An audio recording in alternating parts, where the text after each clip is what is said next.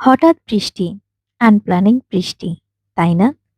আসলে বৃষ্টিটা যে হবে সেটা কিন্তু একদমই জানা ছিল না। আসসালামু আলাইকুম অ্যান্ড হ্যালো এভরিওয়ান। কি অবস্থা সবার? কেমন আছেন? Welcome to my blog. আমরা বের হয়ে গিয়েছিলাম টুকটাক নাস্তা করার জন্য।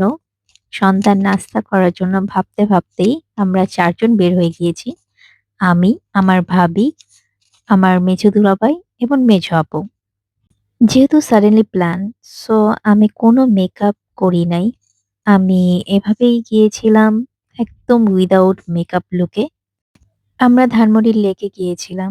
ধানমন্ডি লেক সচরাচর ঢাকার মধ্যে যারা থাকে সবাই চিনে। পরিবেশটা খুব শান্ত। তো পরিবেশ শান্ত থাকলে ঘুরে কিন্তু ভালোই লাগে। এরপর আমরা বিসমিল্লাহ রেস্তোরাঁতে বসেছিলাম। তারপর আমরা অর্ডার দিয়েছিলাম ফুচকা আর চাউমিন। আমি আর মেজো দুলাভাই নরমাল ফুচকা অর্ডার দিয়েছিলাম। আর ভাবির ছিল দই ফুচকা। তারপর একটু খাচ্ছি। যেহেতু ফুচকা লাভার আমি অনেক বেশি। আমার কাছে চটপটির থেকেও ফুচকাটা অনেক বেশি ভালো লাগে সবসময়। আমাদের ফুচকা খেতেই চাউমিন চলে আসে। মেজো আপুর অর্ডার ছিল চাউমিন। সো এতগুলা থাকার কারণে আপু বলেছিল যে একটু শেয়ার করে খাওয়ার জন্য। তারপর খাওয়া-দাওয়ার পর সাডেনলি বৃষ্টি। আর এত পরিমাণে বৃষ্টি যে সবকিছুই না অনেকটাই ঠান্ডা হয়ে গিয়েছিল। লাইক একটা যে গরমের ভাব ছিল, কোনো গরমই ছিল না আর।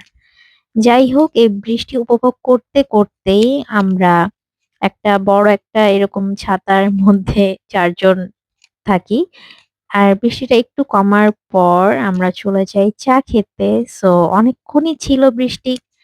আর আমার কাছে এমনিতেই সচরাচর বৃষ্টি খুব ভালো লাগে।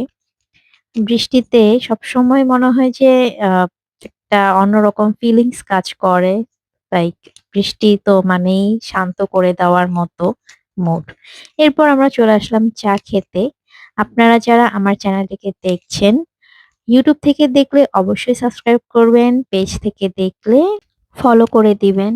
আর আমরা চা খেয়েছি এই মটকার মধ্যে লাইক এটাকে কি বলে আমি ঠিক জানি না। এরকম মাটির কাপের মধ্যে চা খেয়েছি। চাটাও খুব মজার ছিল। আর পার পারসন ৳২৫ করে নিয়েছিল। ৪ জন খেয়েছিলাম। এরপর এই তো শেষ বাই বলে চলে আসলাম। দিনটা খুব ভালো কেটেছে আলহামদুলিল্লাহ। সবাই ভালো থাকবেন।